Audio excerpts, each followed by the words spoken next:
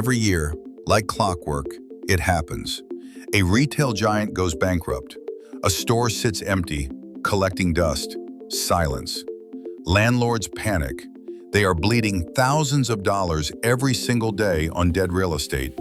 It feels like the end. And then, overnight, an orange banner appears. Spirit Halloween is the only company in the world that is glad when the economy crashes. They are the vultures of the retail world. But unlike real vultures, they generate over $600 million in just 60 days. This is a company that is dead for 10 months of the year. They pay almost zero rent. They sell cheap plastic masks. They hire temporary staff. But here is the mystery. How does this chaotic pop-up store make higher profit margins than Apple or Google? The answer lies in a secret real estate contract called the kick-out clause. Let's follow the money. To understand Spirit, you have to understand the retail apocalypse. When a big store like Sears leaves a mall, it leaves a massive black hole. Landlords are desperate. They usually charge huge rent for these spaces and demand 10-year contracts. A normal store, like the Gap, is a liability. They need safety. Spirit is different. Spirit is an asset. Spirit approaches these desperate landlords in June. They offer a deal. We will rent your empty space for 3 months, August to November. But they don't pay full price. They negotiate distressed rates. They pay pennies on the dollar. So why do landlords agree to this robbery? Because of the catch. It's called the kick-out clause. This clause says, if the landlord finds a permanent tenant, like a gym or a grocery store, while Spirit is there, Spirit has to leave immediately, sometimes in as little as 48 hours. Spirit takes on the risk of being homeless. In exchange, they get prime real estate for free. They are an asset management firm disguised as a costume shop. Now, look at the products. If a grocery store doesn't sell its bananas, they rot. That is called spoilage. It destroys profits. If a clothing store doesn't sell its summer collection by August, they burn it.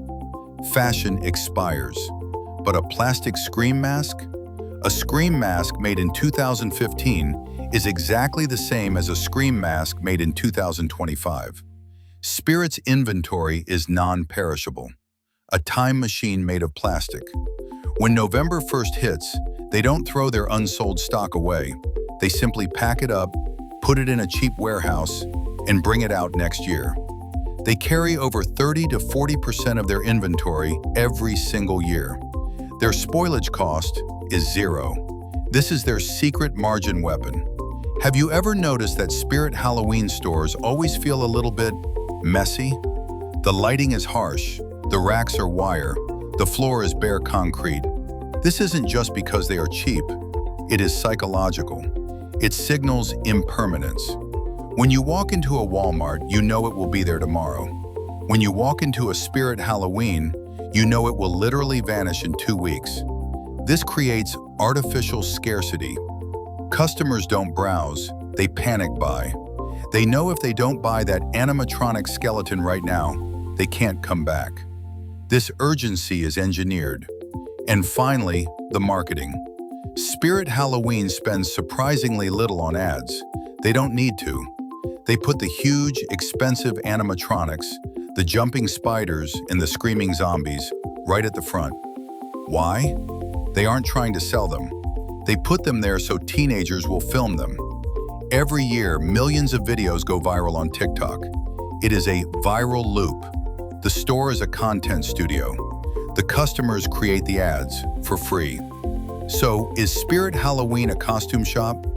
No. It is a highly sophisticated logistics company that specializes in short-term liquidity for distressed real estate. They identified a glitch in the economy, empty malls and bankruptcy, and they monetized it. They turned the retail apocalypse into a business model. And as long as physical stores keep going bankrupt, the orange banner will keep appearing. If you want to understand how IKEA manipulates your brain using meatballs and mazes, watch this video next.